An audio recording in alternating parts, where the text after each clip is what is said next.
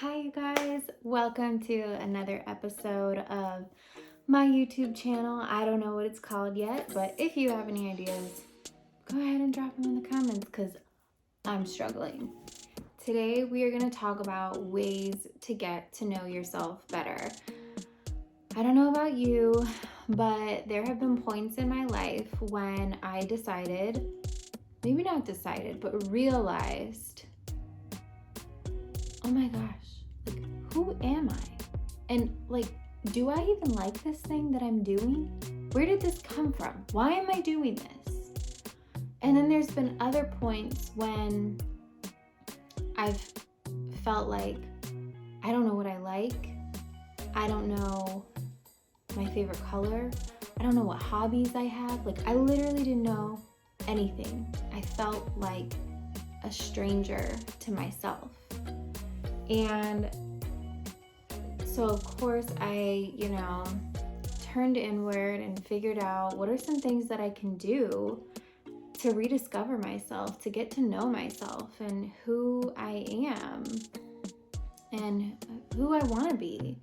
Not even who I am right now, but asking the questions of who do you want to be? If you don't like who you are right now, if you don't like the way you're showing up right now, how do you want to show up? Who do you want to be?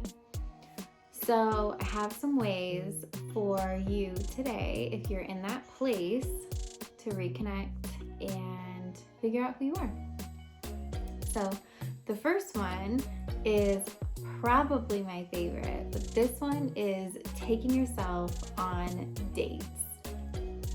Now, I know for some of you that might be a stretch. What do you mean, take myself on a date? I don't go anywhere by myself. But I promise you, it's a blast. It's actually way more fun than a regular date. I promise. So,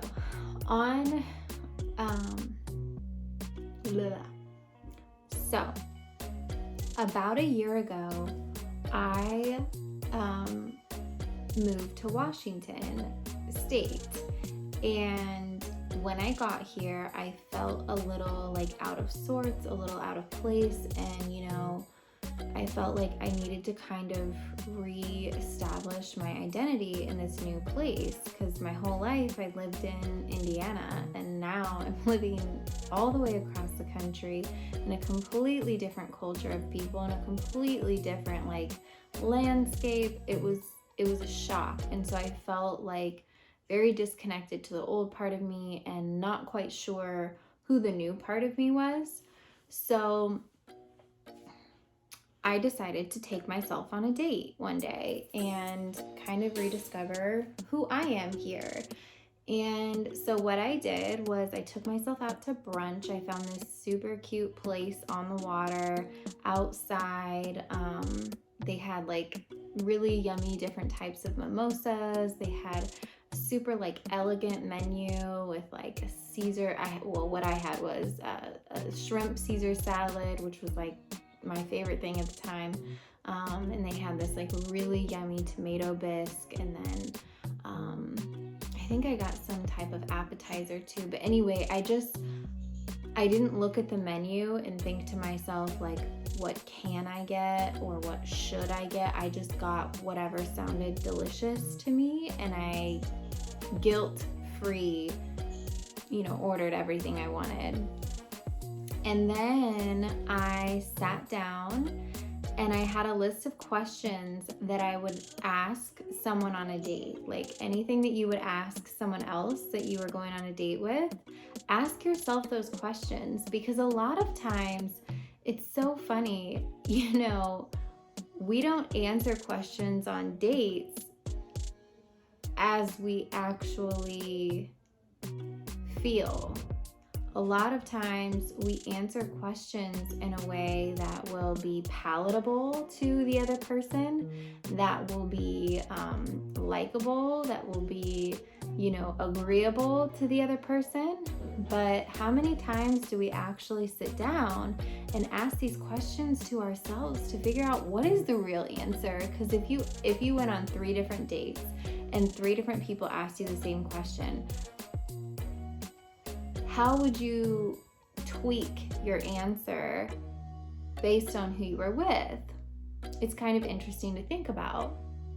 And then how you would answer it to yourself is probably the real way that you would answer it to other people. And that is the best way to answer it to other people, because it is the most true version of yourself. So anyway, I did the journal. And then I also watched a podcast there was actually a recent women's conference that I couldn't catch live. So I guess it wasn't really a podcast, but I couldn't catch the live version of the event. So what I did was I just streamed it after I did my journaling questions, and my journaling questions didn't take that long. So what I did was I finished journaling by the time my food came out, and then I was able to just dive into the conference and watch that as I was eating my lunch. And it was just so nice because there was no pressure to rush through eating. There was no pressure to go move on to something else. I was just able to sit there and enjoy my food, enjoy my journaling, enjoy my conference, and enjoy outdoors. I was just able to enjoy being with me. It was so nice. So there's other ways that you can take yourself on dates. So I gave you the brunch idea, but you could also take workshops or classes. You could go on a hike. You could go to museums. You could go on a spa day. The options are endless about what you want to do. Anything that you would do with somebody else, try doing it by yourself and discover a new happiness that you can find doing these things by yourself. It is incredible. And you'll probably find that you are a lot more amazing, exciting, smart, strong than you thought you were. It honestly, being by yourself and doing things alone, not just being in the house alone, but going out into the world and doing things by yourself, it truly gives you this new confidence that you never knew you had, because you learn things about yourself that you never knew before. You never knew that you could do before. So that's number 1. Number 2, read. Listen to music, listen to podcasts, watch YouTube videos, whatever it is, and observe what you are attracted to at the time. So if you are totally into watching a certain thing or listening to a certain thing, observe from a bird's eye view the trend of what you are consuming and see what that means about you. So if you're watching, this is just a very basic one, but if you're watching a bunch of sports clips and then you're listening to sports podcasts, and then you are I don't know about music, but if you're reading, if you're reading books from athletes, clearly you love sports. So taking into consideration, I know that example is very easy to observe, but taking into consideration, what are the things that I like consuming? What are the things that I like listening to? What are the things I like reading about? And what does that say about me? What does that mean for me? If I love listening and reading about astrology, what is that what kind of opportunities are there? What kind of people can I connect with who are into astrology? What kind of social media accounts am I following? What kind of things, hobbies can I create out of, learning astrology? Can I start to learn how to practice it myself?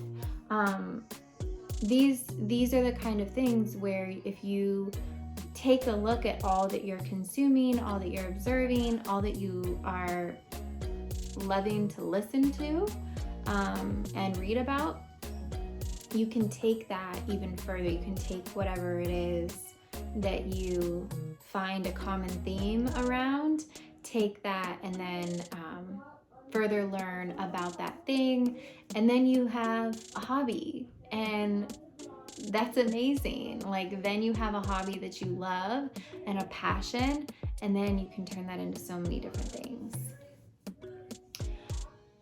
Okay, number 3, journaling. So I'm a huge proponent for journaling. I love to journal. I love to recommend journaling. I love guided journaling, and I love free write.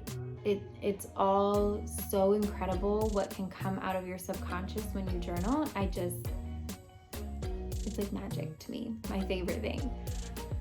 So I know I sort of touched on it with the dating thing, but journaling itself, to get to know yourself, doesn't just have to be asking yourself like questions that you would ask a date. I would say journaling to get to know yourself, this is where you go deep. Like, sometimes it can be emotional, sometimes it can, trigger things to come up for you that you never realized before, but it is so insightful. There is literally nothing in this world that has given me more insight to myself, my relationships, my parenting, my business, all of the things that I find to be so incredibly important. Journaling has enhanced all of those areas of my life in ways that I could not consciously think of without having journaling. So some things you could journal on to start with. My favorite thing to kind of start everyone who's just at the beginning of their getting to know themselves journey. Where are you on the wheel of life? Where do you fall on the wheel of life? And if you've never heard of the wheel of life, essentially it is a circle that has all these different categories for places or pieces of your life. So financial, work life, exercise or physical health, home life, love life, things like that. And basically on this wheel, you will rate on a scale of 1 to 10 how good you're feeling about that area of your life. So let's take physical fitness and love, for example. So physical fitness, you would take that, and on a scale of 1 to 10, how good are you feeling about your physical fitness? And do you feel like you have a good workout routine? Do you feel like you eat well? Do you feel good about your body? Do you feel energized? What is your physical health like on a scale of 1 to 10? And then you would move on to love, and then you would say how, on a scale of 1 to 10, how do you rate your love life? And so on and so forth. And then you can journal on questions about those things. So if you rate yourself really high on physical fitness, great. You know that you're kind of good there and you don't need to focus so much on that area. If you rate yourself low on love life, you would want to kind of drill into, what is it that is stopping me from having a fulfilling love life? What would I want if I had a fulfilling love life? What would that look like to me? And go into questions like that to help you get more clear on what it is that you want and need in your life. Also, if you're interested in, doing the Wheel of Life, I have a version of it in the journal that I produced. It is called Don't Mind Me, and it has 11 different journal prompts. It's almost 40 pages long of all kinds of different journal prompts, all kinds of good information.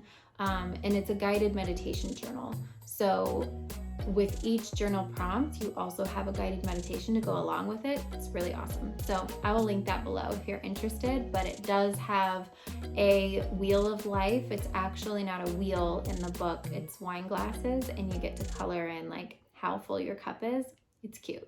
So if you're interested in that, link is below. You can buy it. It's like $9 or something for the digital download. Anyway, so number 4. Number 4 is give yourself a gift. Side note, this is not order yourself something from Amazon gift. This is not brown box gift. This is like wrap something up or send something to your job, or like order some flowers, you can go buy flowers, but do something for yourself that feels like a gift, like feels like you're receiving a gift from someone. Go buy yourself a box of chocolates, or like a cupcake or something that feels gifty. You know what I mean? And that is just to kind of see like what things make you feel good, what things do you, because a gift, honestly, like you could give yourself a gift by going to the spa or going to the movies or something like that. Give yourself a gift that you would love to receive from somebody else. You could even write yourself a handwritten card or like a piece of art, anything like that. Just like give yourself a gift that you would give to someone else, or that you would love for someone to give to you. And that will really get you into the mindset of like, well, what would I want to receive? And what kinds of things do I want to give? And what does it feel like to receive what I give to other people? So yeah, those are the 4 things that I had for you today. I hope that was helpful, and I cannot wait to hear which one you're going to choose to work on. Of course, work on all of them if that feels good.